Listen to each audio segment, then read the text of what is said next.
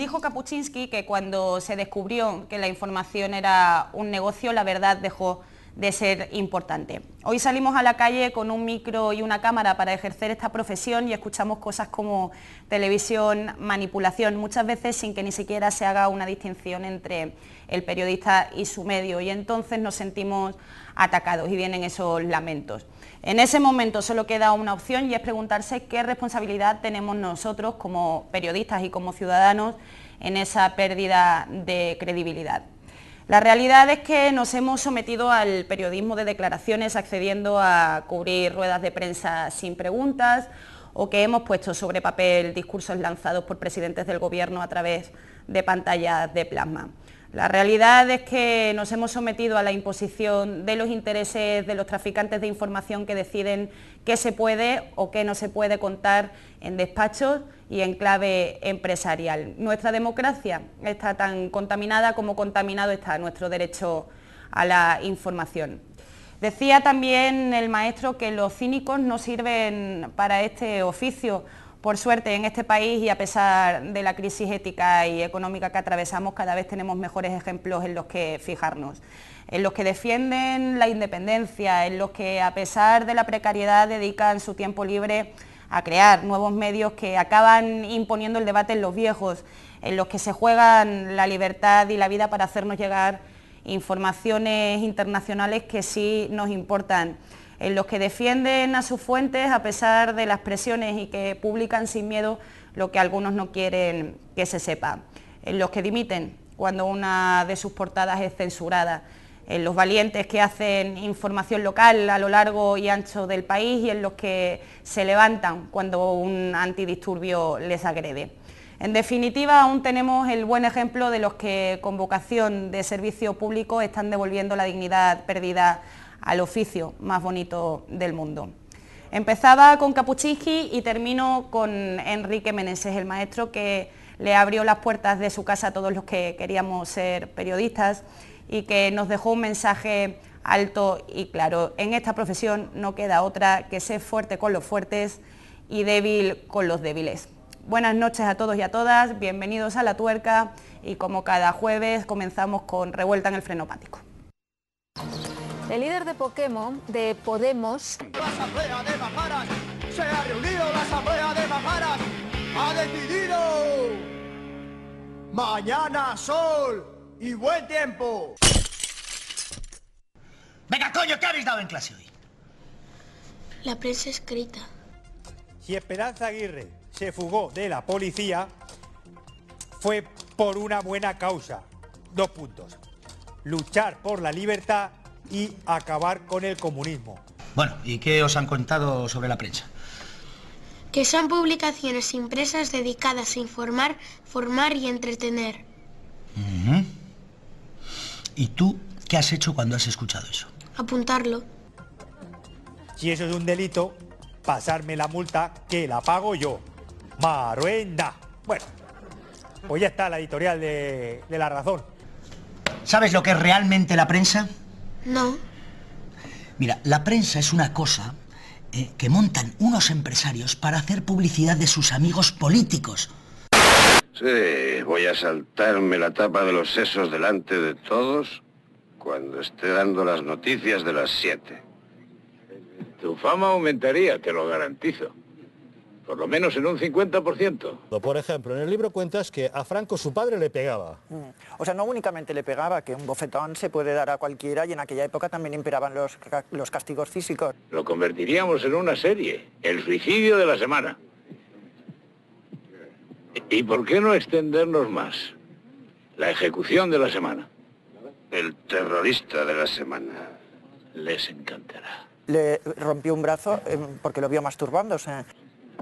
Suicidios, asesinatos, robos, atracos. También cuentas en el libro que su padre le insultaba, que le llamaba mariquita, que le llamaba paquita, que le llamaba tonto. La hora de la muerte. El gran show del domingo por la noche para toda la familia. Uno de los aspectos más polémicos de tu libro es cuando dices que tenía Franco un problema sexual porque debido a una aguda fimosis que padecía tenía dificultades para tener relaciones sexuales. Bueno, como siempre contamos con una mesa de lujo, en este caso para hablar de medios de comunicación y de periodismo. Tenemos con nosotros a Jacobo Rivero, amigo de La Tuerca. Muy buenas noches, Jacobo. Buenas noches. Tenemos también con nosotros a Rafael Jaén, socio director del IF Audiovisual. Hola. Muy buenas noches, bienvenido. Cuéntanos qué es esto del IF Audiovisual. La IF Audiovisual es una productora de vídeo audiovisual muy focalizada en la producción de contenidos audiovisuales para los medios, especialmente online. Ayudamos a nuestros clientes a hacer la transformación de contenidos de la prensa escrita al nuevo paradigma de Internet y de consumo de información en los dispositivos móviles. De nuevas formas de hacer periodismo, de comunicar, hablaremos más adelante, tendremos ocasión de desarrollar y conocer más. Tenemos también con nosotros a Alicia Armesto, más conocida como Alituit, ¿verdad? Sí. Bueno, cuéntanos, porque tú participas en Periodismo Digno, pero ya tu trabajo viene de cubrir, empecé con el streaming en el primer aniversario del 15M para Toma la Tele y luego ya he seguido con fotografía y videoreportaje. Listo, bueno, tenemos con nosotros también a Virginia Pérez Alonso, vicedirectora del grupo 20 Minutos. Muy buenas noches. Muy buenas. Un placer tenerte con nosotros esta noche, me da mucha alegría. Un placer estar aquí, gracias. Bueno, tenemos también con nosotros a Carlos Enrique Bayo, el anfitrión de esta mesa, director de Público.es. Bueno, la anfitriona eres tú, muchas gracias por invitarme. Buenas noches. Tenemos por último y no menos importante a Víctor San Pedro, catedrático de Opinión Pública y Comunicación Política de la Universidad Rey Juan Carlos y además acompañado de nuevo libro. Sí, ayer lo estábamos presentando a unos metros de aquí, sí. Listo, antes de despedirnos nos cuentas. Bueno, quería plantearos a todos para comenzar el debate una misma pregunta. Hemos titulado al programa Cuando la verdad dejó de importar. Entonces sí que me gustaría plantearos en qué momento esto empezó a pasar en determinados medios de comunicación y por qué. Jacobo. Bueno, yo creo que a partir de principios del siglo XXI sí que ha habido una especie de cambio, sobre todo en el periódico más importante que hay en España, ¿no? La línea editorial, muy marcadamente, ¿no? y en un cambio de actitud de qué es lo que representaba la información que se estaba publicando, ¿no? Y en cierto sentido ha habido un desapego entre los lectores y los directores del periódico, que han optado en último caso en invertir más tiempo en las promociones, en la publicidad o en las empresas que estuvieran detrás de ese medio de comunicación o de ese grupo empresarial que dominaba diferentes medios, ¿no? Y yo creo que sí que ha habido una caída importante de la calidad de la prensa en España, ¿no? También ha habido como una polarización de las líneas editoriales a partir de cierto momento y bueno, eso ha generado una pérdida de lectores en prensa escrita y una emergencia de nuevos protagonismos de la información, pues en las redes sociales, en medios digitales, en otros formatos que no eran los estrictamente clásicos o los que estrictamente se asociaban al periodismo. Rafael. Yo creo que, un poco retomando el hilo de tu intervención, Jesús de Polanco decía que la independencia de los medios y la independencia informativa viene y deriva directamente de la independencia económica. En el momento que los medios de comunicación empiezan a acumular deudas porque hay una crisis económica general, hay una crisis de reestructuración del sector también, ¿no? Y hay una crisis tecnológica, en el momento que los medios empiezan a perder la independencia económica, pierden la independencia también editorial. Y ahí quien está en el frente son los periodistas, ¿no? Alicia.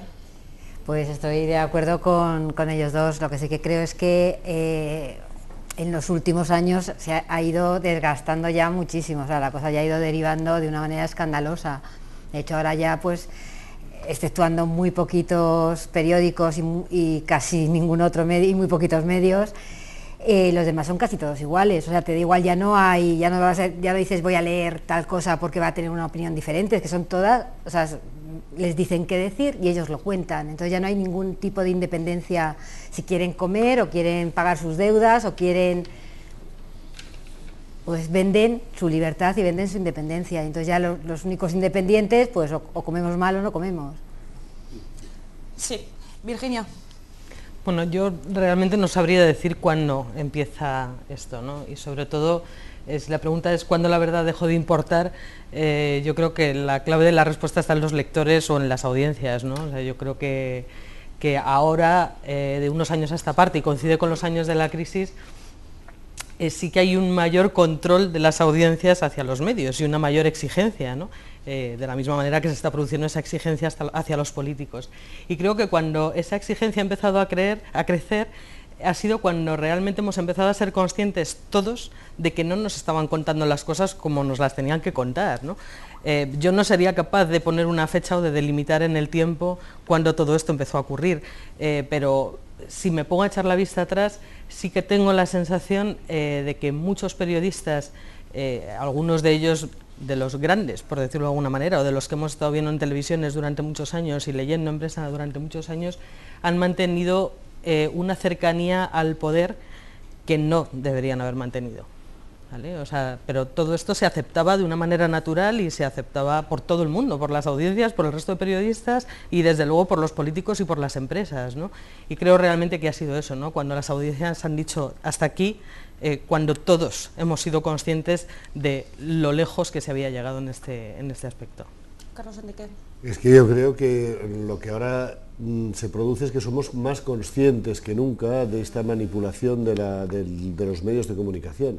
Pero yo cuando empecé en el año 76-78 a trabajar en prensa escrita, ya se estaba produciendo este fenómeno. Yo recuerdo de entonces cómo se bromeaba sobre que la realidad no te cambia un buen titular, o cómo hubo crisis en aquellas épocas como la del Grupo Mundo de Sebastián Auger, que Sebastián Auger acabó yéndose a Brasil, huyendo a Brasil porque bueno, se arruinó precisamente endeudándose pensando que estaba construyendo un imperio, como ha ocurrido ahora. Y también luego a lo largo de todo este tiempo ha habido momentos en que había grupos de periodistas a los que se llegó a llamar el sindicato del crimen, porque manipulaban permanentemente toda la información en función de determinados intereses. O sea que esto no es nuevo. Lo que pasa es que ahora sí que las nuevas tecnologías, las nuevas posibilidades de hacer medios independientes, las redes sociales, nos han permitido ser más conscientes de esa manipulación. Pero la manipulación yo creo que ha existido desde el inicio de la prensa escrita, cuando siempre se había dicho la libertad de expresión no es más que la libertad de los propietarios de los medios de comunicación. Lo que pasa es que ahora casi cualquiera puede hacer un medio de comunicación modestito, digamos, su propio blog, ¿no? Y eso nos permite ser más conscientes. Y ese movimiento cívico, esos movimientos ciudadanos que también están cambiando el panorama político y social del mundo desarrollado, pues también están cambiando los medios de comunicación, claro. Sí, a lo mejor habría que desmitificar un poco también la profesión de periodista, porque aquí estamos todos periodistas, la gente que nos están viendo no todos son periodistas, y el periodismo tiene un componente romántico. Yo creo que todos nos metimos en esto por ese punto de aventura, romanticismo, porque nos gusta la literatura, en fin. Pero el periodista tiene que comer y llevar un sueldo todos los meses a casa, siempre ha sido así, y esas presiones han existido siempre. Lo que ocurre, como bien dices tú, es que ahora hay otros medios y hay contrastes, está mucho más fácil de obtener, ¿no? Víctor.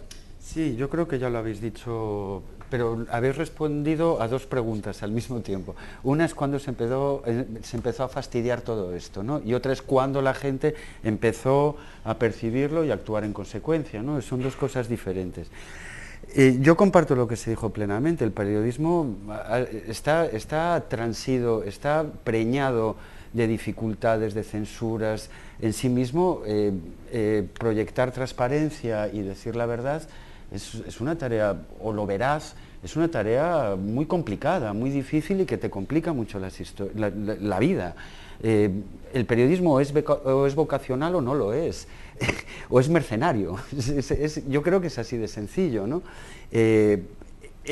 ¿Cuándo se empieza a fastidiar todo? Pues cuando los objetivos empresariales y las condiciones laborales ya no están al servicio de una función que se suponía que era, pues no sé, nutrir un debate público, informar a la gente y vivir dignamente, y como se señalaba antes, no hacer gran negocio, sino mantener una economía que te permitía, pues, mantener esa autonomía respecto al poder.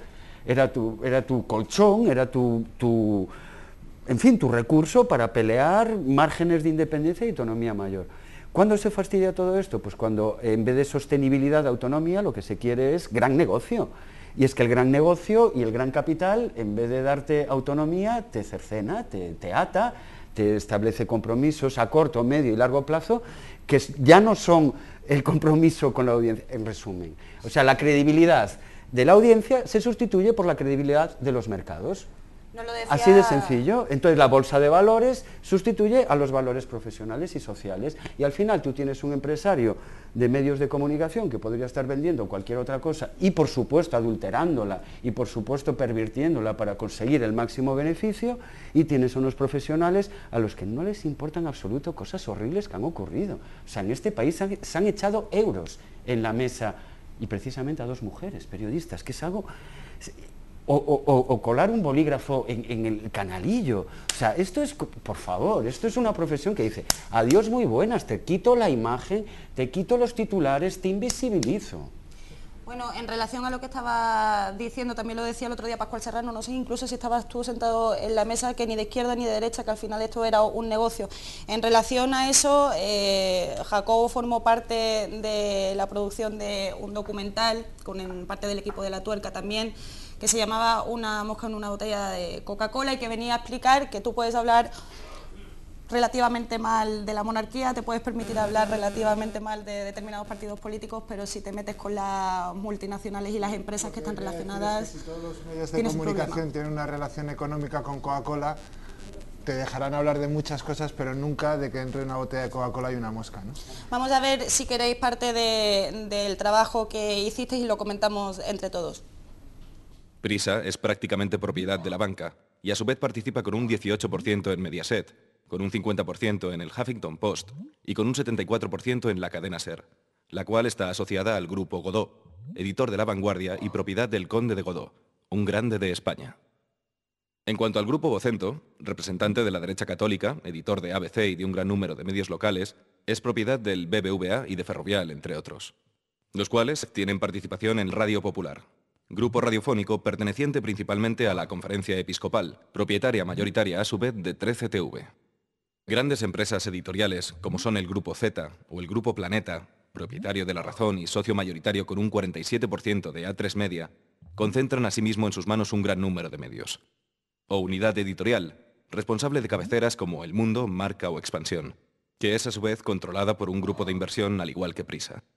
Por otro lado, tenemos un grupo de medios, propiedad de empresarios de lo más variado, algunos vinculados a la derecha más a la derecha del PP, como son Libertad Digital o el Grupo Intereconomía, donde encontramos vínculos con Rodrigo Rato o Mario Conde.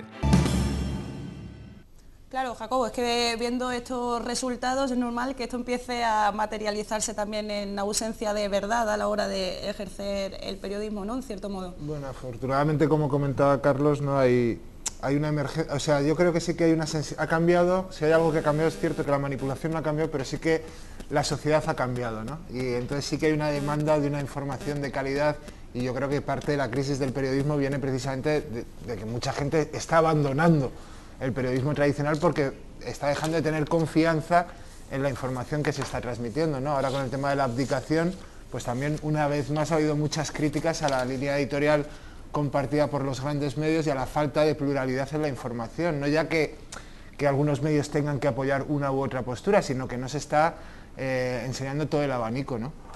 Y bueno, este documental en concreto era un poco lo que trataba de reflejar, ¿no?, cómo los principales medios de comunicación están en manos de unas empresas que más o menos ellos sí que tienen una coherencia en sus intereses, ¿no?, y cómo pues los ciudadanos estamos abandonando esos medios porque estamos empezando a creer que tienen poca legitimidad, que es algo que está pasando en la política.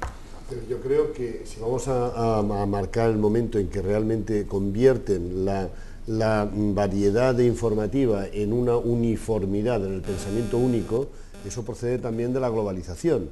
Es cuando la globalización impone la ley también de los mercados internacionales, de las oligarquías financieras internacionales, también consigue uniformizar los medios de comunicación.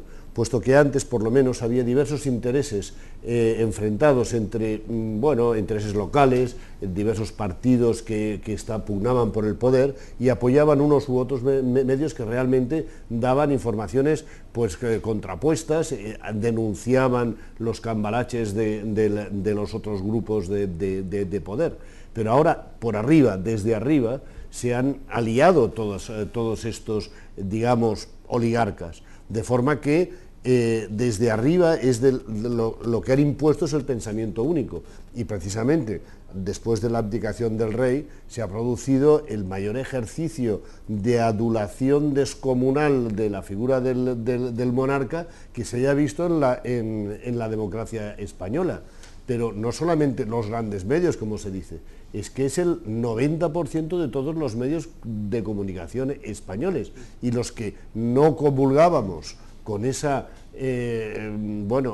adulación permanente del monarca y de todo el resto de la familia, porque bueno, se han llegado a publicar unas cosas, se han llegado a publicar falsedades, y se mantienen luego esas falsedades, como por ejemplo que el rey juró cumplir y hacer cumplir la Constitución hace 39 años, cuando no existía todavía Constitución entonces, y lo que juró el rey fue los principios del movimiento nacional de Francisco Franco. Y se han mantenido estas falsedades intentando dulcificar toda la monarquía. ¿Pero por qué? Porque los grandes intereses económicos es lo que quieren.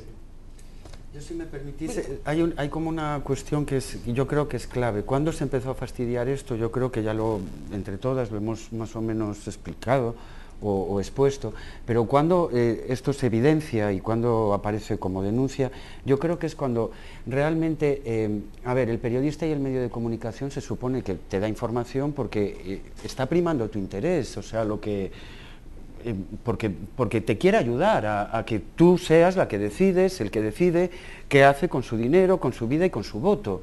Por lo tanto, prima el interés de la audiencia, que puede ser o personal o colectivo, como tú lo quieras ver, o de toda la nación, o de colectivos y sectores determinados.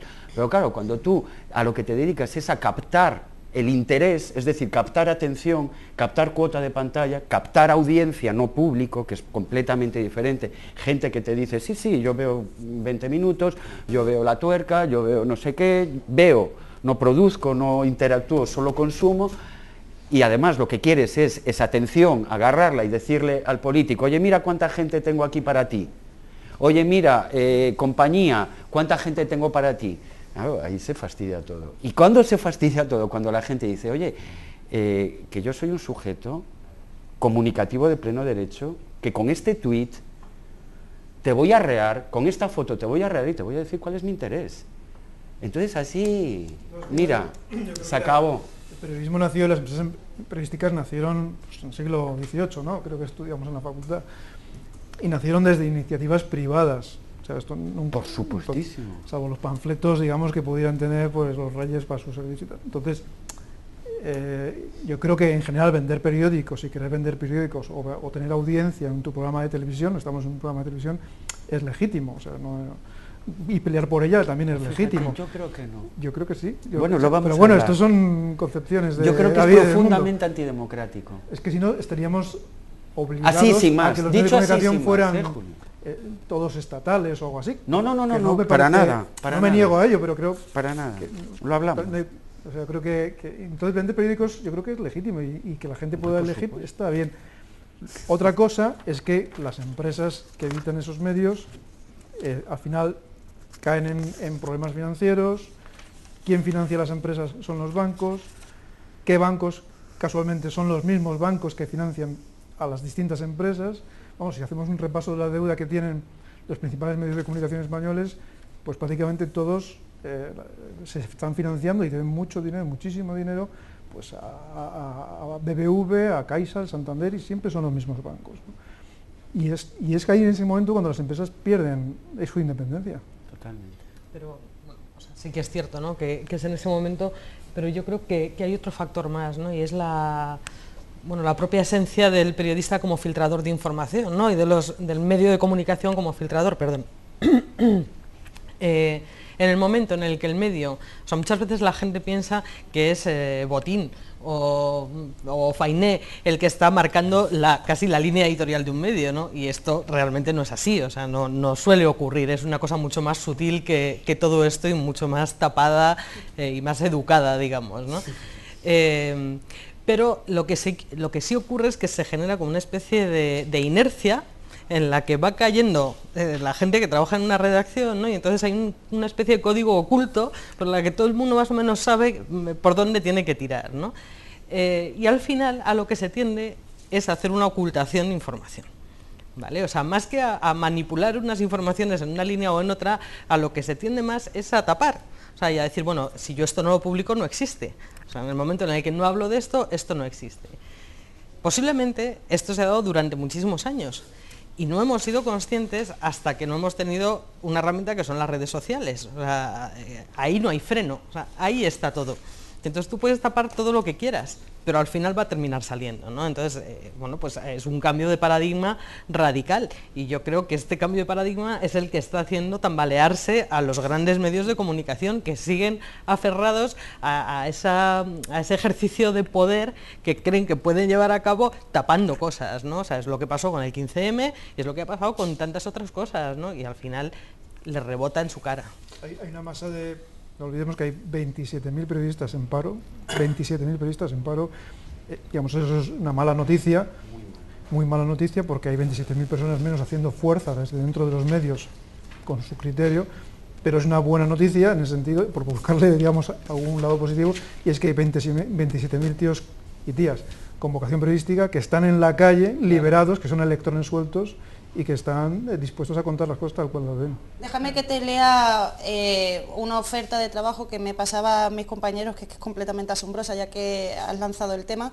Se buscan 20 periodistas deportivos para la creación de un nuevo formato radiofónico deportivo. La idea es crear 4 programas de martes a viernes de 3 a 5 de la tarde, donde se tratarían diferentes temas, etcétera, etcétera, etcétera. No pierdas la oportunidad de poder realizar prácticas o de ejercer tu profesión en una radio FM. El coste para el periodista sería de 100 euros por mes para poder aguantar los gastos de la radio, como el alquiler del estudio, la presencia de técnico y tal. O sea, ya no te están diciendo ni siquiera que trabajes gratis, sino que pagues por hacerlo, ¿no? Virginia, estamos en una situación tan perversa que la propia manipulación empieza en los periodistas, ¿eh? Claro. Si somos los propios, vamos, o sea, dicho así en plan bruto, pero cuando un periodista estamos cobrando 500 euros al mes y estás publicando para determinados medios, sabes perfectamente que ya hay cosas que no puedes decir o que no puedes hacer, porque o no se publica o te echan, tienes una hija, tienes un hijo, tienes una familia, etcétera, etcétera. Y esa es la perversión que está ocurriendo. Y o sea, no la es perversión es saber o sea, todo lo que la acabamos perversión, de ver en el vídeo, por ejemplo, exactamente. y nosotros La ser perversión es cómplices. el conjunto de la fotografía. Entonces es lo que dice Virginia, no es que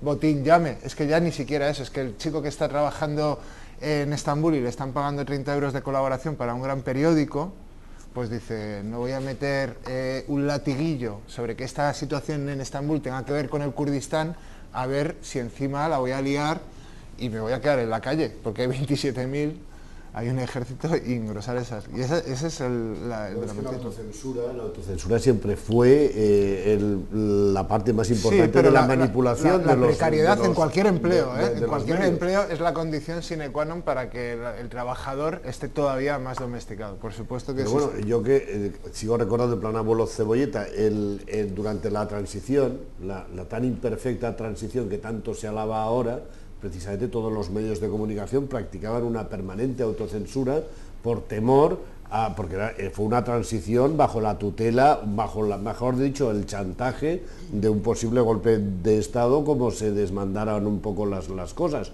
con lo cual constantemente estábamos mirando con pies de plomo lo que se podía publicar y qué términos se podían emplear o no. Eso ha seguido en los medios, ha habido una inercia, pero también es verdad que ahora en estos momentos ha sido el endeudarse de una manera descomunal, tremenda, por parte de empresas periodísticas que eran muy sanas, que tenían beneficios, pero que si tenían beneficios de 60 millones de euros al año, que hubiera sido más que suficiente para seguir desarrollando eso, se dedicaron a endeudarse en niveles de miles de millones de euros, que luego cuando se hunde todo el sistema financiero internacional, evidentemente no pueden pagar. a continuación lo que hacen es venderse a los grandes poderes financieros, al propio Wall Street, no solamente a los bancos, decíamos los grandes bancos españoles y el Hong Kong and Shanghai Banking Corporation también. Es decir, porque para hacer un crédito sindicado de 2.000 millones de euros, ni siquiera Botín, Fainé y FG pueden afrontarlo, con lo cual hay que empezar a venderse a los grandes intereses financieros internacionales. A eso me refería yo cuando hablo de la globalización, que lo que consigue es la uniformidad del pensamiento único. Bueno, ¿y cómo, Víctor, cómo compagina un periodista vocacional el ejercer su profesión con todo esto que estamos planteando? Porque aquí no queda otra, o te sometes a esto, o te creas un medio, o directamente te dedicas a otra cosa, ¿no? Yo creo que estamos en una situación muy interesante, es una crisis y por lo tanto tiene una parte muy dura, que significa la desaparición de determinadas labores que antes se llamaban periodísticas, pero que ahora la gente puede hacer por sí misma. Entonces el periodista tiene que descubrir qué es lo que la gente no puede, no quiere o no es capaz de hacer, y hacerlo por ellos. Esto es así de sencillo. O sea, a mí que me cuente un periódico vespertino, una edición vespertina, lo que ha ocurrido a las 10 de la mañana, cuando ya tengo un flujo continuo, y estoy hablando de 3 medios que salieron con gran despliegue, etcétera, etcétera, cuando la abdicación, ¿no? fue el día de la abdicación, es pura y simplemente una patochada en términos de modelo de negocio y en términos de modelo profesional. Y además, una vez que sabes esto, que eres profundamente deficitario, tengo aquí unos datos que son bastante duros, porque los medios, la prensa de información general, según el libro blanco de la prensa del 2014, entre el 11 y el 12, pierde en absolutamente cualquier tipo de categoría en cuanto al balance, excepto el único dato positivo, es una tesis doctoral de Lidia Maestro, leída y defendida hace 2 semanas, lo único es un incremento del 72% en concepto de ingresos financieros. Es decir, esta gente lo único que hace es tener una deuda y jugar con ella, recalificarla, conseguir mediante presiones políticas, favores a accionistas que en realidad son los bancos, etcétera, maquillar, porque todo lo demás es ingresos de explotación menos 13%, importe neto cifra de negocio menos 12%, resultados operativos menos 263%, resultado de explotación menos 343%, es decir, estamos hablando de un negocio ruinoso. Un negocio en el cual la gente, la inmensa mayoría de los ciudadanos, no ven el valor para costearla. No ven la necesidad porque sus intereses no están ahí, porque no están defendiendo sus intereses. ¿A eso se le llama interés público? Sí, pero la deuda de los medios de comunicación digamos, no surge así de la nada, ¿no? Tiene un porqué. Hay una crisis muy importante del paradigma de la información. La gente no compra periódicos, como muy bien has apuntado tú, porque se informa en los móviles, en las tablets, en fin, se informa en movilidad, ¿no? Ha dejado de comprar periódicos, han caído brutalmente los ingresos de publicidad de los medios. Desde el 2007 al 2012 cayó la inversión publicitaria en España cayó un 50%, que se dice pronto, es la mitad de tus ingresos, se volatilizan en 3 años. Hay una nueva tecnología y las empresas de comunicación aún no saben cómo afrontar, no hay un modelo de explotación. Rafael, solo un segundo, dos datos. O sea, no es cierto que haya menos lectores de prensa, hay más lectores de prensa que nunca, porque hay el perfil de prensa escrita, prensa online y mixta. No es cierto que la gente que consuma, estoy dando datos, de verdad, no por agobiar, no es tampoco cierto que la gente que compra online, o sea, que ve online no compre, el 50% de los lectores online compran. Estoy dando EGM por lo que se mueven los medios, 2012. Esto no es un problema de demanda, es un problema de oferta. de que no hemos dado, y es lógico, porque han ocurrido muchas cosas en muy poco tiempo, no hemos dado con aquellas tareas que la gente realmente aprecia, porque nos hemos olvidado de lo que es el interés público. Virginia. Sí, a ver, yo creo que aquí hay que hacer una diferenciación entre los grandes medios tradicionales y los nuevos medios, ¿no? Porque están surgiendo nuevos medios que sí que están encontrando su modelo de negocio, que es un modelito de negocio, pero suficiente para subsistir y para salir adelante, ¿no? Lo que en mi opinión ha ocurrido con los grandes medios y está ocurriendo con el periodismo es que, bueno, primero estamos inmersos en una revolución industrial que viene de toda de internet, redes sociales y demás. A todo esto le añades una crisis económica de las peores que hemos sufrido casi en un siglo, y ¿para qué quieres más? O sea, entonces ya se da la vuelta a todo, o sea, y se pone todo patas arriba, ¿no? ¿Qué está pasando en los grandes medios? Que generaban unos ingresos y unos beneficios a partir de sus soportes impresos, de sus periódicos, de la venta de periódicos y de la publicidad, porque no nos engañemos, o sea, por venta de periódicos los ingresos eran ínfimos, o sea, el grueso de los ingresos ha venido siempre de la publicidad.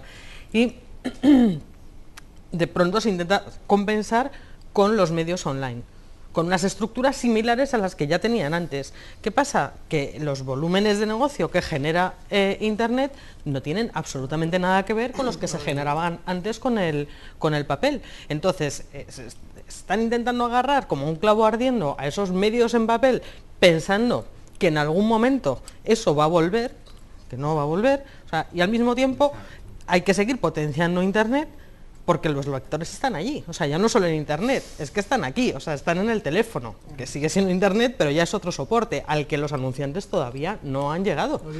Porque, claro, aquí no olvidemos, o sea, que hay un desacompasamiento entre la adaptación a las nuevas tecnologías de los medios de comunicación y del sector de la publicidad, o sea, que es una de las claves también de esta crisis económica, ¿no? Entonces yo creo que falta ahí una confluencia de todo y que el mayor problema lo tienen efectivamente los medios tradicionales, o sea, los nuevos medios están encontrando su modelo. Vamos a seguir ampliando la información sobre nuevos medios de comunicación, pero antes también me gustaría hacer una distinción, porque estamos hablando de los medios privados, pero se nos están olvidando los públicos, que ahí tenemos un debate aparte y posiblemente mucho más grave. Vamos a introducirlo con una anécdota. Muy bien, presidente, pues le agradecemos mucho el tiempo que ha dedicado. Anita Pastor?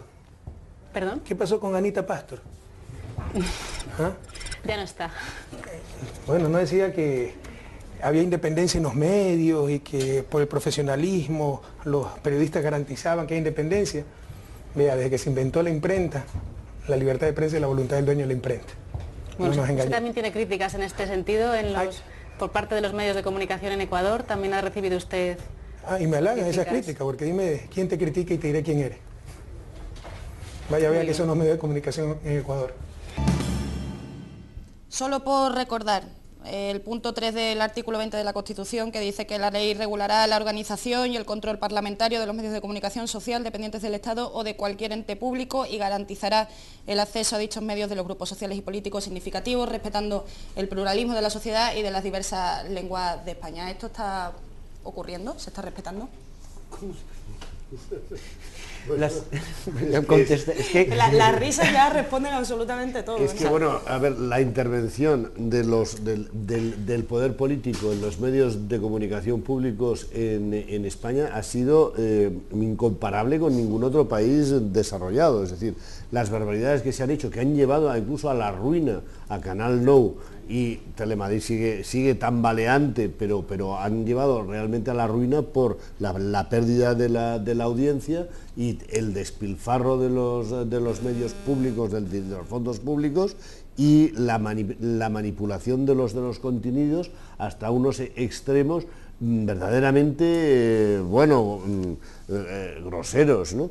Entonces, bueno, esto es una característica que se ha producido en España, yo creo que por falta de cultura democrática, porque perdimos 40 años de desarrollo democrático que nuestros vecinos en toda Europa fueron desarrollando esa conciencia pública de los servidores públicos, de los políticos, con lo que está ocurriendo en estos momentos de, escándalo tras escándalo de corrupción de la clase política, y cómo se está dando cuenta la ciudadanía de cómo les han estado manipulando la información desde los medios públicos, que los medios privados respondan a determinados intereses de sus propietarios, pues es más o menos lógico y comprensible. Pero que los medios públicos vayan cambiando, pero absolutamente como péndulos de un lado a otro, manipulando, censurando y vetando a los periodistas por órdenes directas de los responsables políticos, demuestra que no teníamos cultura democrática y que en los medios de comunicación públicos no se ha desarrollado la democracia en España en absoluto. Yo creo que además es una operación calculada, o sea, no es una cuestión solo ideológica, que también es usar un medio público al servicio de un partido político que gobierna, sino como ocurre con la sanidad, es deteriorar lo público para ayudar o apoyar el sector privado, ¿no? Es absolutamente irracional que la televisión de Cataluña ponga una publicidad en el brazo de los jugadores del Barcelona. Y son miles de millones de euros, no sé si salía el otro día la cifra, que eran 33.000 millones de euros, una barbaridad descomunal para llevar esa publicidad, ¿no? Son cosas que han pasado en Canal Nou, como decía Carlos, que ha pasado en Telemadrid, la cantidad de directivos, de sueldos, el dinero que se había gastado en ciertas coberturas, ¿no? A mí lo único, volviendo un pelín a lo de que decía antes Virginia, y que tiene que ver también con lo público, porque yo entiendo que lo público tendría que ser una garantía, cuando hablamos de periodismo, de la capacidad de informar que otros no tienen, ¿no? O sea, que sí que creo que con dinero público merece la pena que tengamos un corresponsal en Moscú o tengamos un corresponsal en Johannesburgo que otros medios no pueden tener, ¿no? Porque esa es la garantía de que nos está llegando buena información. Entonces, Virginia, yo estoy de acuerdo que hay una emergencia de nuevos medios que es maravillosa, muy saludable, pero las condiciones para el periodista siguen siendo súper precarias, incluso en esos nuevos medios. Y seguimos encima perdiendo la capacidad que sí que tenían las empresas privadas de tener a un tío en Kiev que nos diga lo que está pasando en Kiev, más allá de el flash de lo que pasa en el Maidán, que van 4 al día siguiente y tenemos una información de mala calidad, ¿no? Entonces yo creo que, claro, hay que recoger como toda esa capacidad, toda esa emergencia, ¿no?, para volcarla en una calidad del periodismo realmente ya con independencia de la ideología, de la economía, que sea realmente posible, que proyecte información a los ciudadanos y que sepamos lo que está pasando más allá del flash de que hay unos tíos en la Plaza de la Independencia o en la Plaza de Kiev y 4 días después nos demos cuenta que la fotografía era muy diferente. Alicia, perdona, Alicia.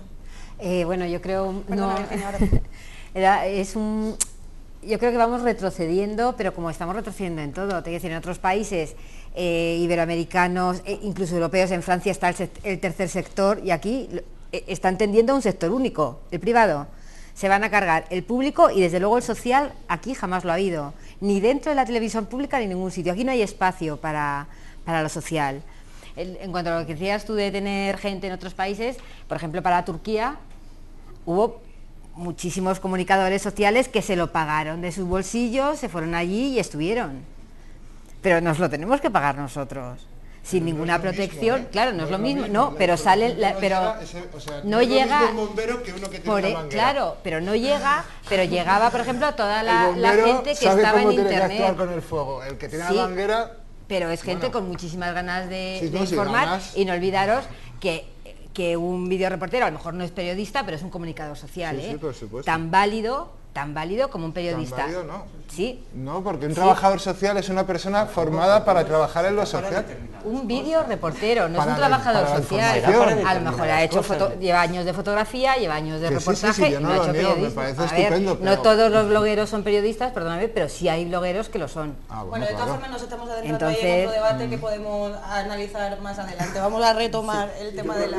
retomar en lo que querría insistir en que lo que ha pasado con los medios públicos de comunicación en España ha sido un saqueo, pero un saqueo desvergonzado y descarado, porque en Radio Televisión Española, mientras tenían a los equipos y a los profesionales haciendo pasillos y esperando que les encargaran algo, se iban alimentando productoras externas a las que se les encargaban todo tipo de trabajos, también de series, etcétera, pero de información, de documentales, de programas, porque los mismos que estaban allí dentro habían con el dinero público montado una productora y luego esa televisión encargaba a esa productora privada los trabajos que podrían haber hecho en su interior. Eso lo conocíamos todos los periodistas que teníamos relación con ellos, hasta que cuando ese saqueo provoca un déficit tremendo y una deuda tremenda ya impagable,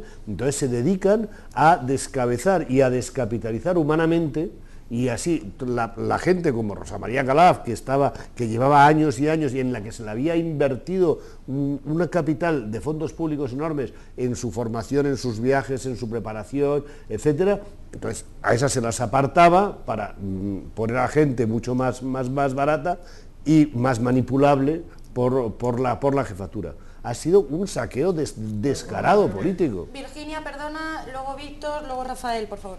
Sí, yo estoy totalmente de acuerdo con vosotros en que esto efectivamente ha sido una operación muy calculada, ¿no? Con el objetivo de poder decir al final, o sea, yo me lo cargo, pero me lo cargo porque lo público no funciona, olvidándome de que me lo he cargado yo, claro, o sea, pero vamos, lo estamos viendo de manera continua, o sea, lo estamos viendo de forma muy evidente con los canales públicos y algo menos evidente con la enseñanza pública, por ejemplo, pero también exactamente igual, ¿no? Es el mismo juego.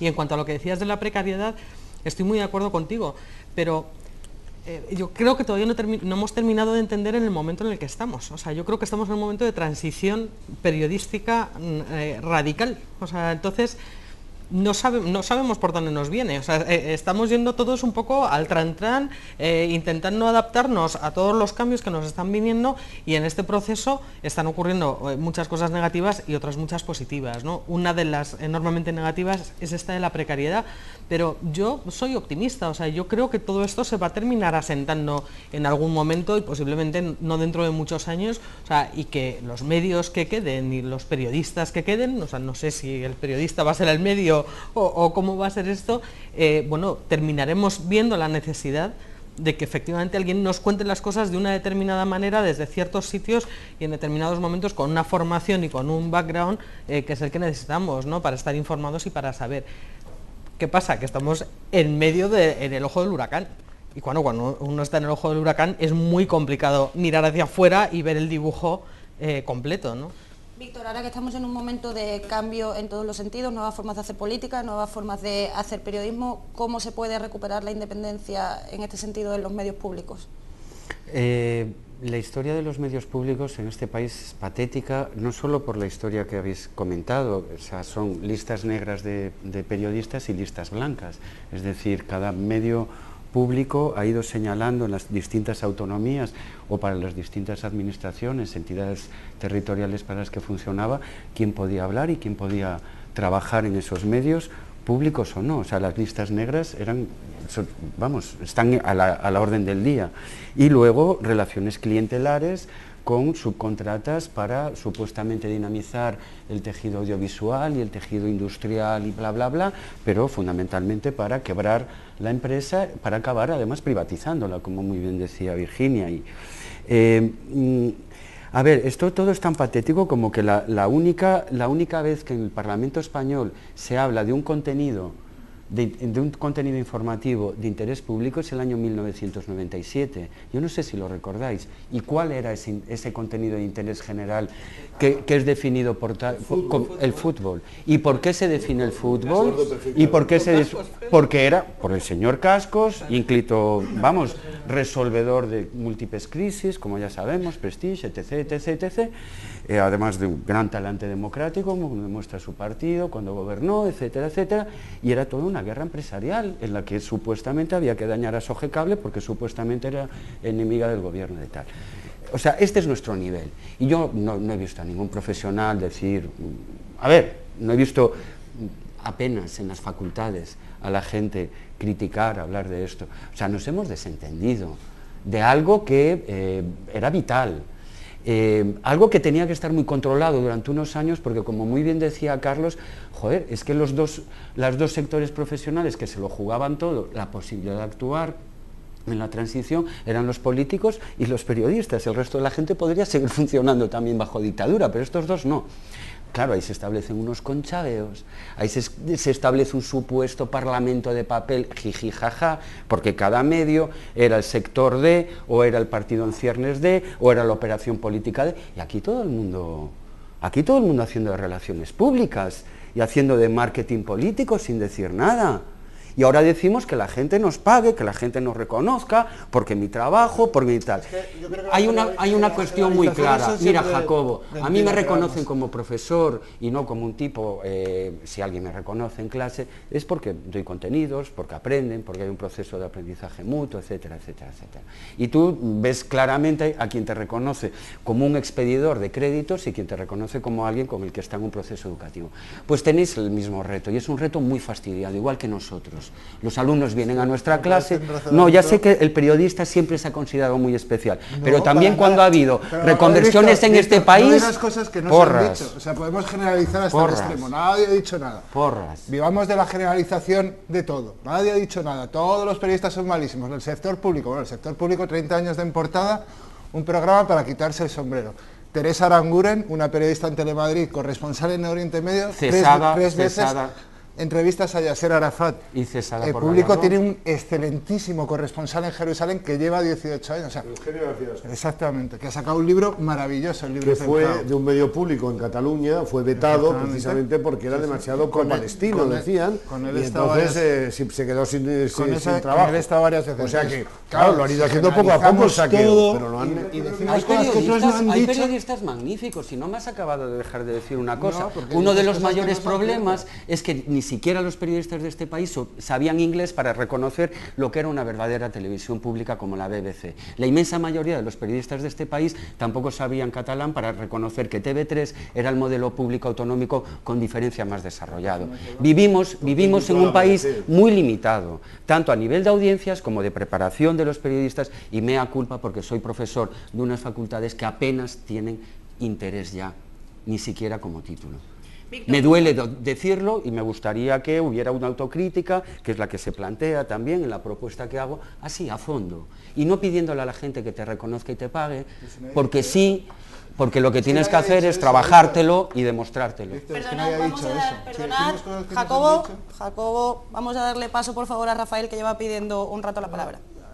Un poco apostillando lo que dice Víctor, el gremio periodístico nunca se ha mostrado, ha sido especialmente solidario entre sí, es decir, siempre ha sido de gente muy independiente, cada uno con sus matices, en fin, nunca ha sido un gremio... Muy egoísta y egocéntrica, sí, no digas independiente, en general ha sido así, en general.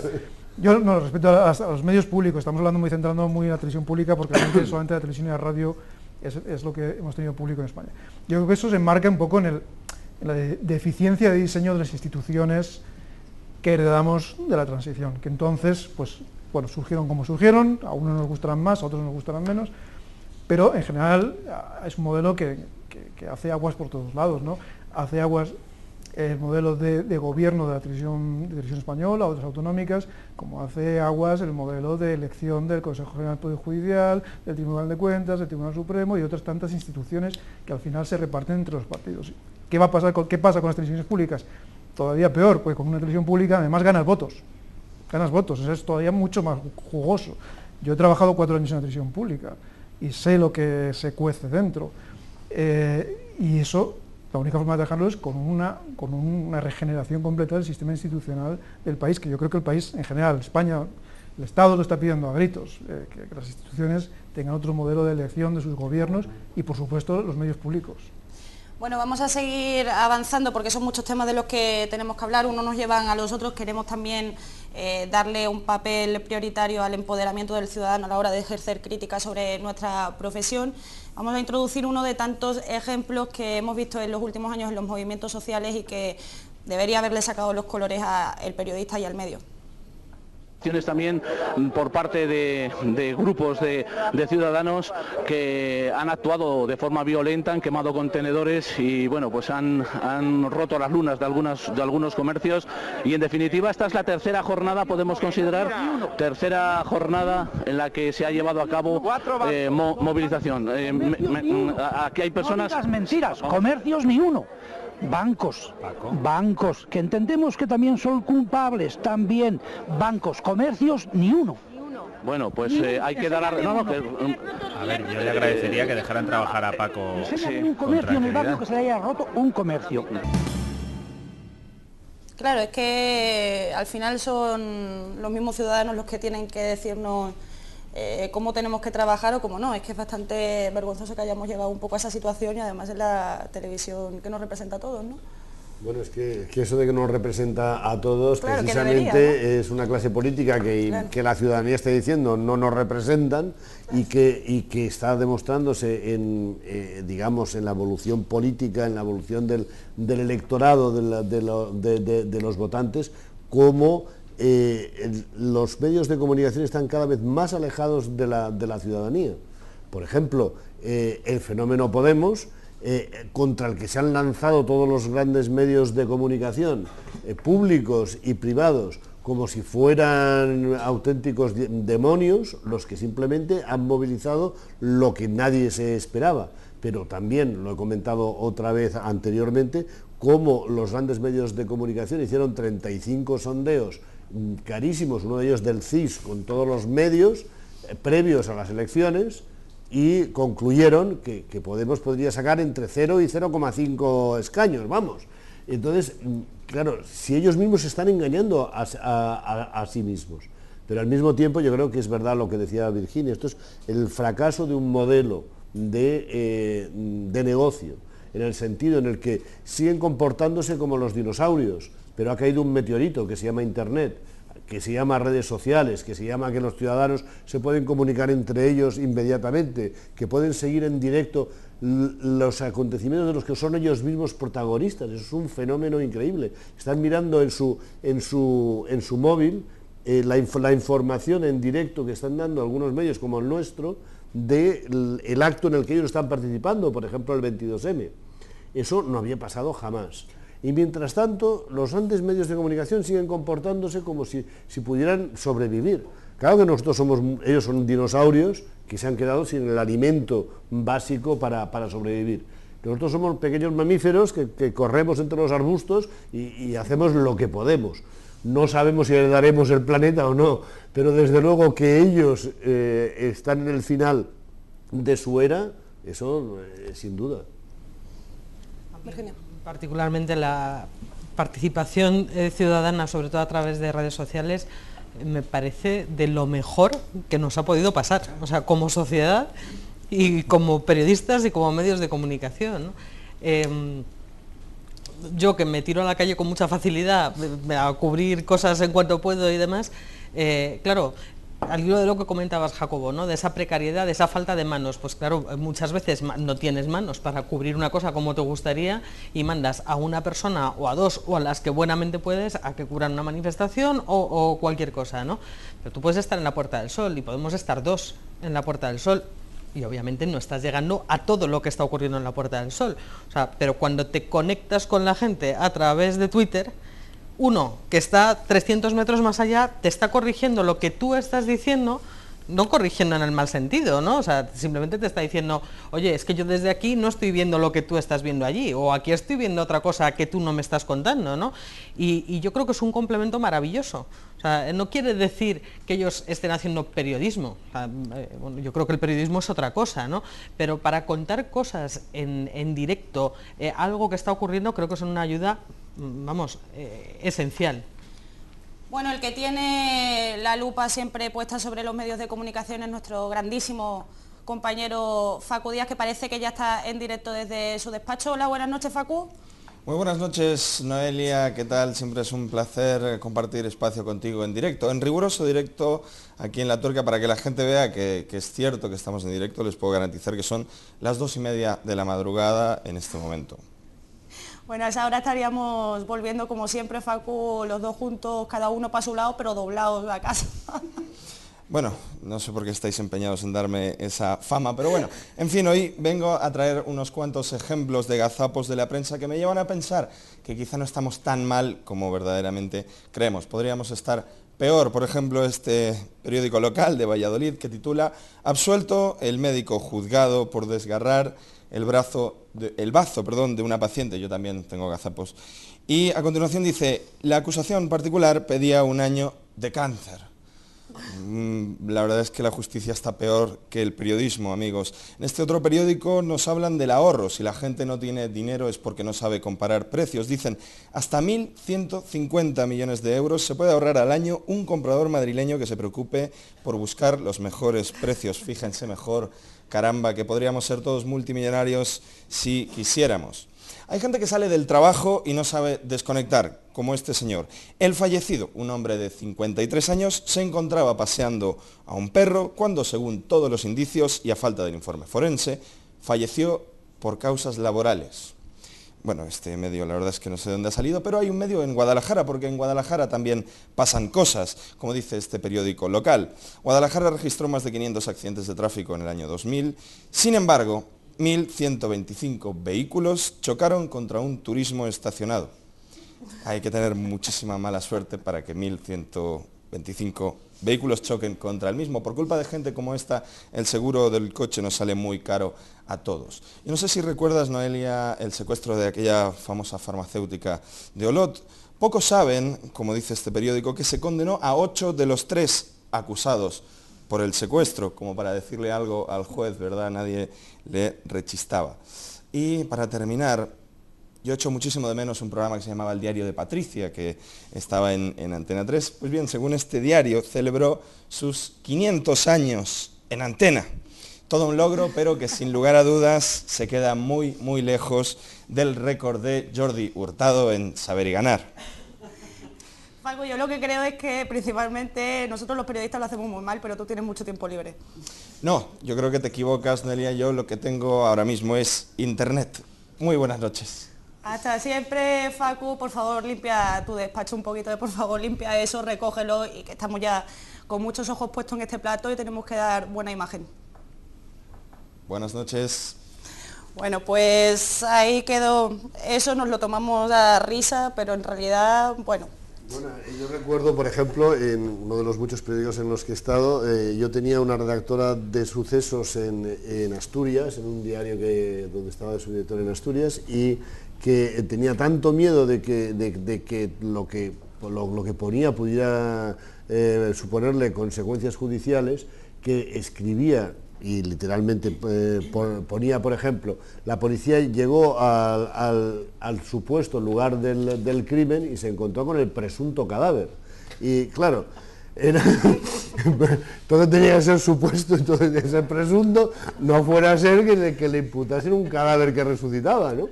Bueno, vamos a retomar después de este momento de descanso el debate. Me gustaría hacerlo un poco recordando la herencia que nos trajo el 15M. Obviamente ya teníamos un trabajo detrás, rueda de prensa sin preguntas, los cables de Wikileaks, ya nos estábamos empezando a plantear que esta no era forma de hacer nuestro trabajo, y ahí, Alicia, sí que me gustaría que me contases, porque viviste toda esa parte desde el lado de los movimientos ciudadanos hasta tal punto de crear periodismo digno para dar respuesta a todo eso, ¿no? Pues un poco sí, vamos a ver, yo creo que de hecho hay una nueva forma de comunicación que puede convivir perfectamente con el periodismo, no está en contra, pero que nace a raíz de los movimientos sociales. Es que es así. De hecho, ya cuando empezó con lo de Egipto, la Plaza Tahrir, etcétera, ya empezaron con los streaming, ya se empezó una información en directo que era necesaria, no compite con el periodismo, pero es una nueva forma de información, y que ha ido acompañando a los movimientos sociales, y que está ahora mismo en la calle, y que son los, vamos a llamarlos comunicadores sociales, que en algunos casos son y en otros no periodistas, pero que casi siempre o siempre cubren pues un espacio que, como decía Virginia, a lo mejor no siempre podéis llegar. Hay gente que se metió a comunicación social no solo porque quiere informar de lo que está pasando en este momento y de lo que yo estoy viendo, sino además porque tiene una parte de activista, y es así. Hay mucha gente que tiene una parte de activismo y que ha decidido contar una verdad. Unos venimos pues con años de fotografía o de vídeo, incluso algunos de periodismo, pero no es periodismo tal cual, vale, a lo mejor no lo es, pero es una parte de comunicación que convive ahora mismo y que la gente demanda tanto como el periodismo, y que puede convivir además, y yo creo que son complementarios, de hecho, porque si no, pues es lo que estábamos comentando antes en la mesa, a nosotros nos roban las imágenes todas las televisiones todos los santos días. Vale, pues señores, no sé, y a los fotógrafos las fotografías. Entonces yo creo que sí se puede convivir y nos podemos complementar para darle a la gente lo que está reclamando, que es eso, es una información veraz al momento, a poder ser. Yo que estoy absolutamente de acuerdo con lo que tú dices y que no es tampoco muy nuevo, o sea que Indymedia, que fue una red de agencias de comunicación de espacios autónomos, surgió a finales de los años 90, aquí en Madrid en concreto se llamó Indy ACP en el año 99 y tenía oficinas y mantiene todavía oficinas en todos lados. O sea, yo creo que la comunicación y los movimientos sociales es algo absolutamente beneficioso para los periodistas, para la sociedad, para todo el mundo, y siempre ha existido, o sea, siempre ha habido una relación precisamente entre los procesos de liberación y las formas de comunicar de los protagonistas, o sea, no es algo que sea especialmente nuevo.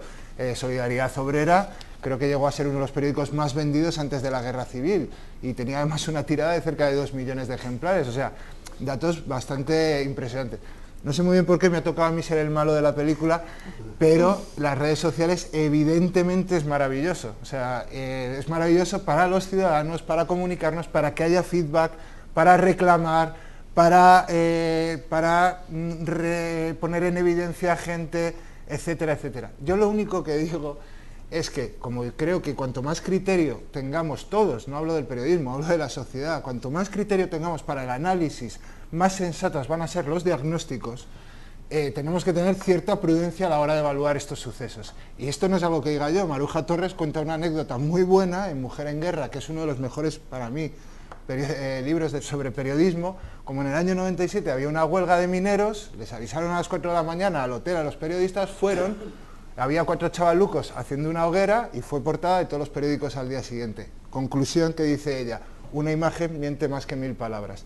Entonces, a la vez que es maravilloso que en Tajir estén retransmitiendo en streaming, o que en Maidán, o que en la Puerta del Sol, y lo apoyo, me parece sensacional, me parece un avance de la leche, Twitter, Facebook y tal, digo, que tengamos la suficiente equilibrio para no pensar que eso es toda la información que debemos saber, que tiene que ser válida, contrastada. Es que, de todas formas, o sea, no estamos hablando de sustituir, estamos hablando de un trabajo complementario, ¿no? No lo digo en contraposición, ¿eh? Antes de que me rebatáis todos como si yo hubiera dicho que sea en contraposición, no lo digo para nada, digo que sepamos equilibrar un poco los lugares y las importancias.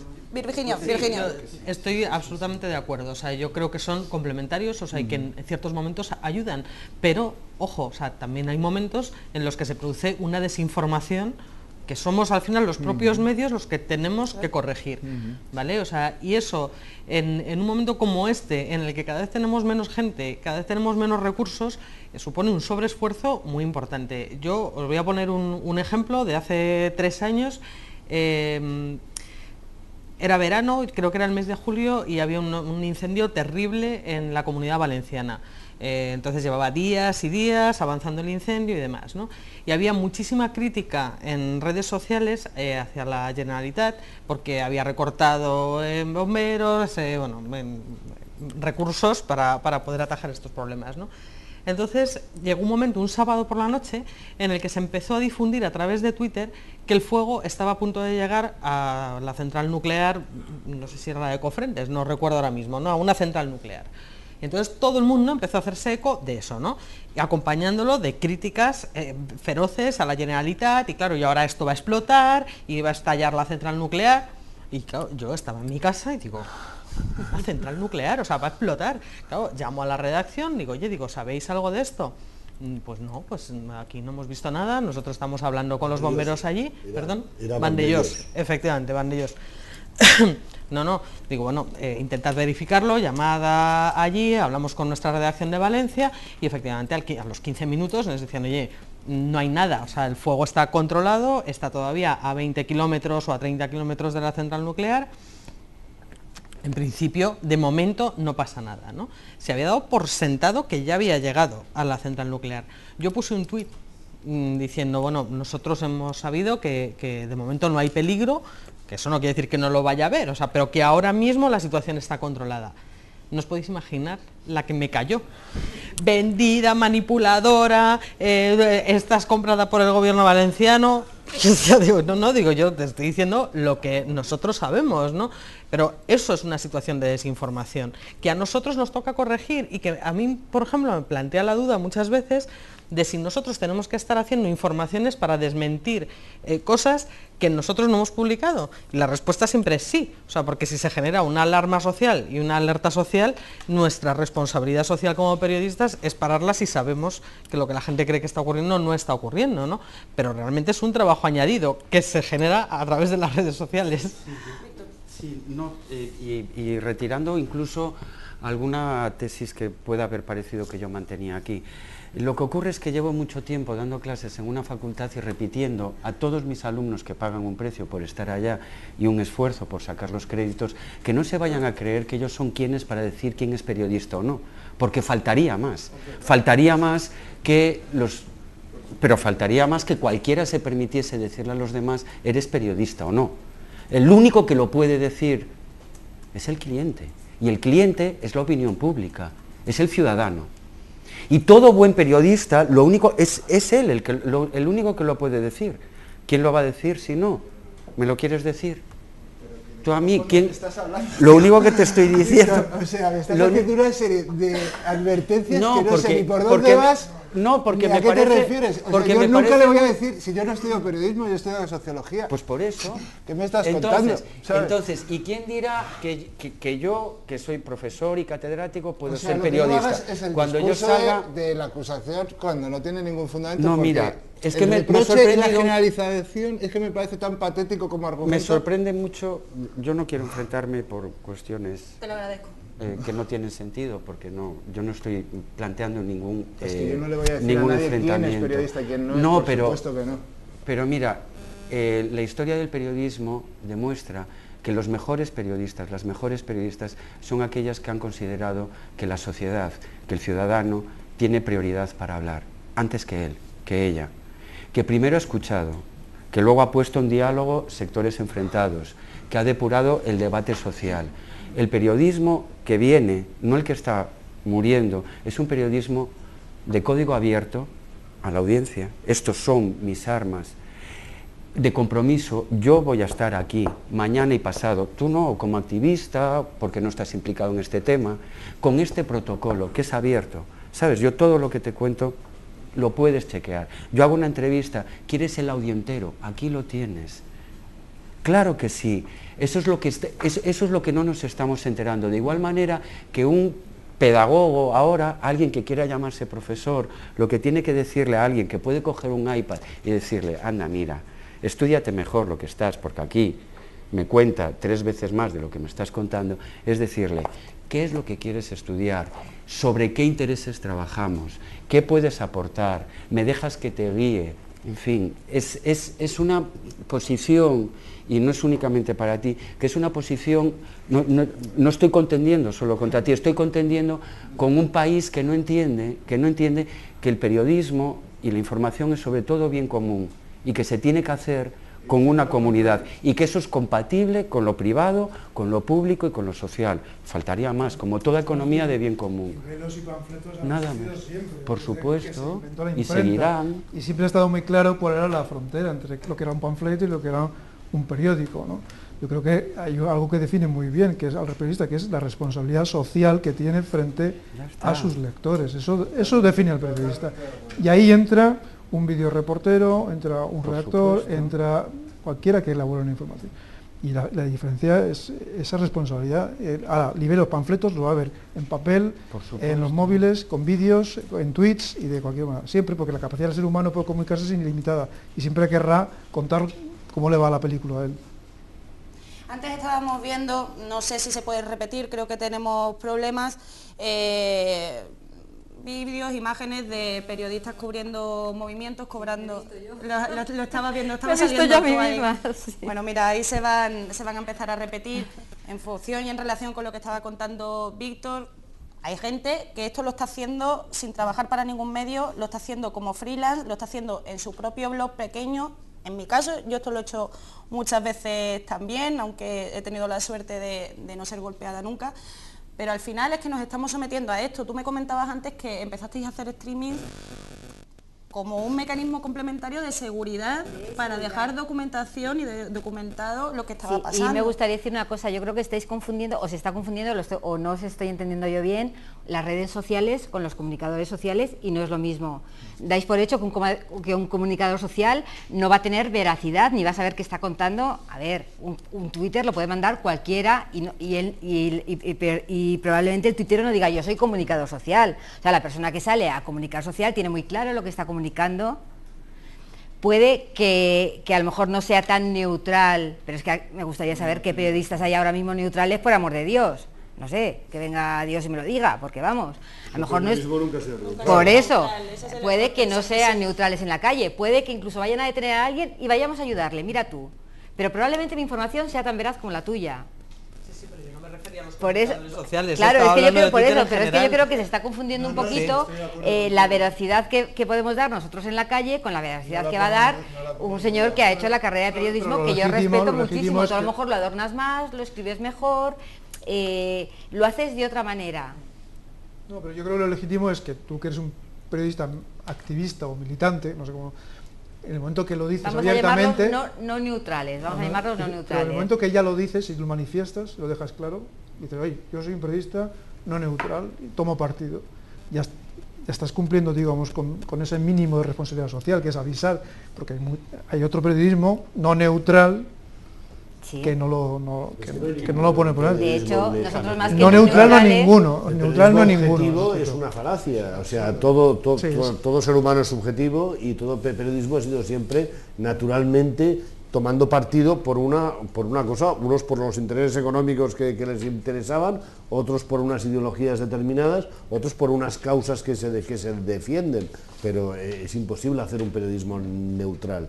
Yo lo que creo aquí es que, a ver, se han hecho algunas alertas sobre que esa participación ciudadana a veces es caótica, y realmente es verdad. O sea, con las nuevas tecnologías, con las nuevas redes sociales, con Internet, lo que se ha producido es un ruido tremendo, hasta el punto de que la saturación de mensajes hace que sea muy difícil distinguir cuáles son auténticos, cuáles son pura contaminación o intoxicación interesada, o errores cometidos por gente que no ha apreciado eso.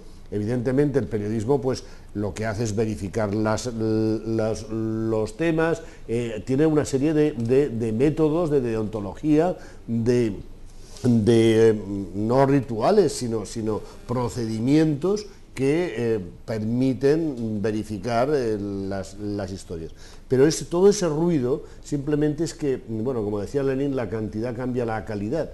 Entonces, la cantidad es tan inmensa que ahora nos parece que ha cambiado todo, o ha cambiado todo realmente, pero eso siempre ocurrió, siempre en los periódicos recibíamos muchas informaciones de cartas al director, de llamadas telefónicas que decían yo quiero denunciar esta situación, y de ahí empezabas a tirar del hilo y a lo mejor te aparecía la Gürtel. Pero claro, eso cuando se produce a toda velocidad, cada segundo y desde 100.000 personas diferentes simultáneamente, pues claro, es inmanejable. A mí, ¿por qué me preocupa? Y a ver si lo dejo claro, o lo intento dejar claro sin que nadie se moleste. ¿Por qué me preocupa esa distinción entre quién es periodista, quién es comunicador social y quién es un individuo que es un activista y manda cosas? Porque eso le permite al poder decir, tú, solo tú, tienes derecho al ejercicio de la libre expresión y a guardar tus fuentes, tu secreto profesional. En cambio, voy a por ti, voy a por ti. Esto es con lo que se han intentado cargar Wikileaks. Hay una ley en marcha que dice, aquel que filtra y solo filtra documentos públicos no puede ser, y menos un bloguero pequeño, o alguien. Es decir, hay una ley americana en curso que dice, o te contrata una empresa, o tienes un título de periodista, o chaval, chavala, vamos a por ti. Vale, ese es el enorme peligro, digo, y mi definición de todo esto es náhuatl. Náhuatl es la gente que en Túnez estaba blogueando al hilo que Assange y los demás estaban filtrando para que el Magreb fuera. Ellos dicen textualmente, independientes pero no neutrales. Es decir, mi margen de maniobra, el máximo posible. Neutral ante la injusticia, ¿cómo voy a estar con el opresor? 2, objetivos, es decir, los hechos antes de nada. Facts are secret. No me puedo saltar los hechos, ni las declaraciones que ha habido, y las tengo que contrastar, pero comprometidos por lo menos con la transparencia, por lo menos con la... nada más. Sobre todo el periodista, y estoy totalmente de acuerdo contigo, está comprometido con los ciudadanos. Está, claro. Entonces habría un ejemplo que podría resumir todo. Si tú estás delante de la escuela Beslan y están unos secuestradores, están secuestrando a un grupo de chavales, ¿no?, como ocurrió en Chechenia hace unos años, y el ejército ruso, como pasó, bombardea y mueren un montón de personas, ya seas de niños, 147 niños me parece que eran, y 23 en teoría terroristas. Obviamente, como la objetividad no existe, y tampoco tiene que ser, el periodista lo que tiene es que denunciar lo que acaba de ver, el comunicador social tiene que denunciar lo que acaba de ver, el vecino tiene que denunciar en la medida de lo posible lo que hay que ver. La objetividad obviamente no es que llames al Kremlin y que el Kremlin te diga, no, es que eran todos terroristas que provocaron, no, porque tú lo has visto, tú sabes lo que ha ocurrido y no se trata de que en tu crónica pongas, según unos fue esto y según otros no. No, tú estabas ahí, tú has visto que eso ha sido una masacre que hay que denunciar y te debes al público. Yo no creo que haya ninguna contradicción entre el periodista, el comunicador social e incluso el activista. Ninguna, es la misma voluntad, es una voluntad de denuncia y de información al público. Lo único que digo es que el periodismo o el periodista, que por supuestísimo no voy a decir yo quién es o quién deja de ser, y puede ser un comunicador social, porque además yo lo he sido, es que esta discusión es absurda, ¿no? Lo que tiene es que formarse mucho. Entonces, tiene que formarse mucho porque es muy difícil porque como precisamente a quien tienes que informar es al público, a la sociedad, cuanta mejor calidad estés ofreciendo, seas lo que seas ciudadano, seas tal. Lo que pasa es que los periodistas se supone que se dedican a eso, pues mucho mejor. Y tenemos un ejemplo. O sea, la persona que está informando desde hace X años para público de Jerusalén sabe hebreo, sabe árabe, es que no es un asunto menor, sabe moverse por todas las personas, todos los corresponsales, todos los funcionarios, todo eso, que es un currazo de la leche.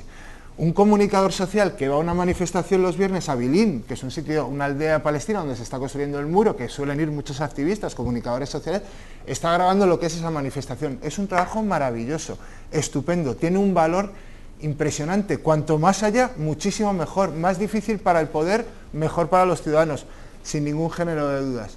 Ahora, tenemos a un tío que sabe hebreo, que puede llamar a un tío de la OLP, que puede llamar a un tío del ejército, y podemos sacar todavía mucho más. Bueno, pues cuanto más mejor. Bueno, permitidme que os interrumpa. Esto podría durar hasta el infinito, pero nos quedan muy pocos minutos, entonces sí que me gustaría acabar el programa o los últimos debates en clave positiva.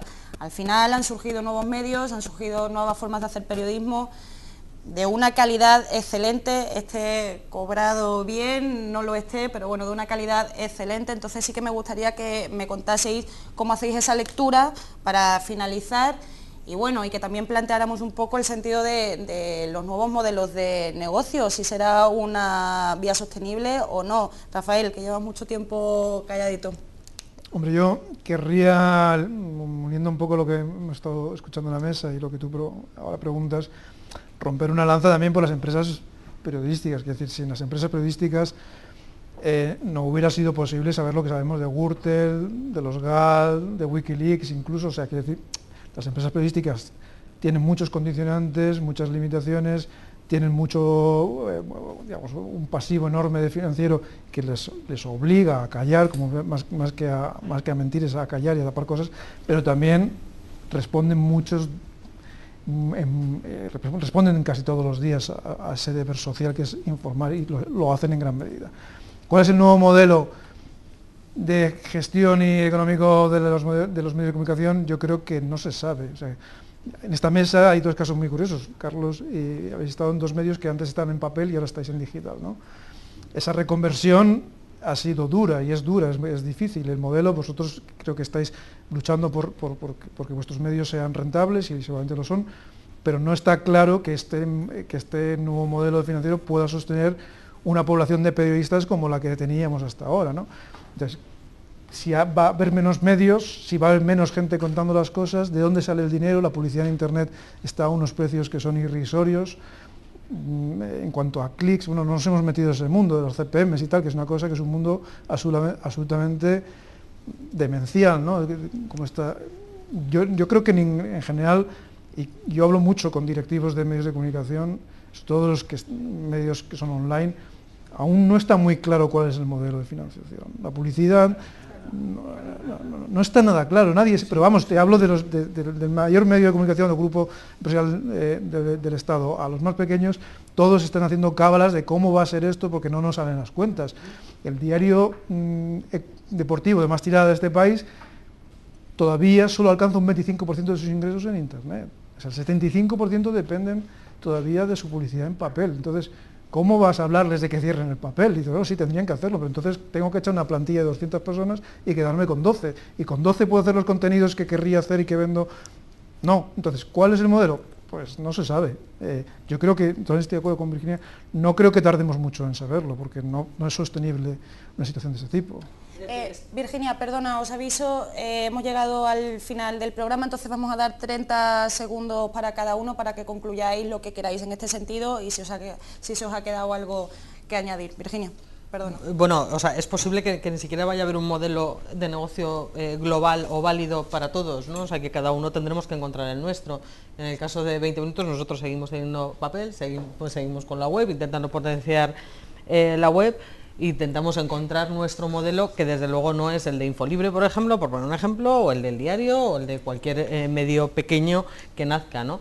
Pero dentro de eso, no sé si lo veremos pronto o tarde, espero que sea antes que después, pero creo que cada uno se va a tener que encontrar el suyo. Víctor. Sí, hemos pasado de lo que era un dispositivo, un periódico, que ofrecía un producto, a lo que es un canal, y en lo que hay ahí es flujo. Entonces, o entendemos esto o no vamos a saber qué es lo que la gente va a pedir de nosotros. Y esto es muy importante. El flujo solo lo podemos mantener desde las redacciones con una comunicación que asuma que la gente a la que nos dirigimos son sujetos comunicativos y políticos de pleno derecho, porque tienen el capital físico, un móvil y una conexión a la red, y eso es el 80%, que les habilita para hacer gran parte de las cosas que antes decíamos que solo podía hacer un periodista porque era el único que tenía una cámara. Hay un montón de tecnociudadanos, que es como llamamos a la gente que sabe muchísimo más que cualquier gestor político, y ya no digamos que cualquier redactor o cualquier profesor supuestamente emérito y con grandes méritos, que tiene y va a hablar. Entonces, es una relación de bien común, es decir, con una comunidad que autogestiona un flujo de, por lo menos, contrapoder, y a ser posible, un relato colectivo que nos ayuda a ver quiénes somos y a dónde vamos. Jacobo. Pues yo espero que, con independencia de los formatos, se siga apostando por las buenas historias, y que cuando el New York Times apuesta por una historia de 5 páginas sobre un equipo que no ha ganado un solo partido de baloncesto en un pueblo de Mississippi y lo relaciona con el tema de la crisis económica, me parece una historia sensacional. Yo soy partidario del papel, pero entiendo que los formatos nuevos son maravillosos y espero que lo que se apueste es por la calidad. Alicia. De las historias. Pues yo quiero creer que nos acabaremos uniendo todos, que en el fondo el periodismo para mí es un oficio de amor por informar, y eso lo tenemos muchos, y que si nos acabamos uniendo y acabamos luchando por conseguir una serie de cosas, como una televisión pública real, un espacio para lo social, etcétera, podemos avanzar. Bueno, yo creo que hemos de tener en cuenta que estamos inmersos en una revolución, una auténtica revolución tecnológica, comunicativa, informativa, de participación ciudadana, evidentemente, pero también de que han cambiado no solo los soportes, sino las técnicas de elaboración, de cómo conseguir esa información, cómo procesarla, cómo hacerla llegar a la gente y cómo conseguir esos lectores. Ahora las redes sociales son nuestros nuevos kioscos, ya la gente no va al kiosco a comprar un periódico, sino que lo recibe en su móvil, como bien decía. ¿Qué es lo que sucede? Que naturalmente nadie conoce cuál es el camino que hay que seguir, nadie conoce cuál es el modelo que va a funcionar. Murdoch, con todo su poderío económico y sus recursos y los mejores tecnólogos y periodistas, se ha equivocado varias veces enormemente porque no sabemos en una revolución qué es lo que nos va a deparar el futuro. La única vía, por tanto, es la vía empírica. Tenemos que ir probando y viendo a ver qué es lo que funciona y qué es lo que no funciona. Y así seguiremos adelante. Bueno, que la vocación nos mantenga y nos sostenga para seguir probando nuevas fórmulas. Seguro que a buenos términos acabamos llegando. Tenemos que despedirnos. Jacobo, Rafael, Alicia, Virginia, Víctor y Bayo, muchísimas gracias por haber participado esta noche en este debate. Espero que hayamos clarificado un poco en el momento en el que estamos en los medios de comunicación y en el periodismo. Y nosotros nos despedimos hasta el lunes, pero hoy sí, con una tuerca rap un tanto misteriosa. Hasta el lunes. No sois vuestro trabajo. No sois vuestra cuenta corriente. No sois el coche que tenéis. No sois el contenido de vuestra cartera. No sois vuestros pantalones. Sois la mierda cantante y danzante del mundo. ¡Yeah! Esto es pasión de liberales. Lo prometido es deuda, chavales. Defraudadores profesionales. Escucha esto, yo llego al agente secreto, más buscado el Facu. Me entrenó Esperanza Aguirre, después lo hizo Al Qaeda. Quieren mandarnos inspectores de Hacienda porque yo no he declarado ni IRPF ni IVA. Contraataca la brigada liberal. Somos personas no gratas en Caracas y en Pyongyang. Te quiero Stuart Mill. No me tiran sostenes, ni saldré en Telesur. Solo salgo entre CTV. Tú tienes groupies, yo inversiones. Me invento frases de Churchill y las difundo por redes. Quiero dar caza porque los rojos descargan mi música sin pasar por la caja. Historias de golf, de polo, poesía. Yo ya jugaba en la bolsa mientras tú bailabas bulería. Danzo con la melodía, sigo en el punto de mira. La civil y nacional siguen mi rastro en fiscalía. Rojos subvencionados, los chicos del maíz se cargaron a 100 millones de personas.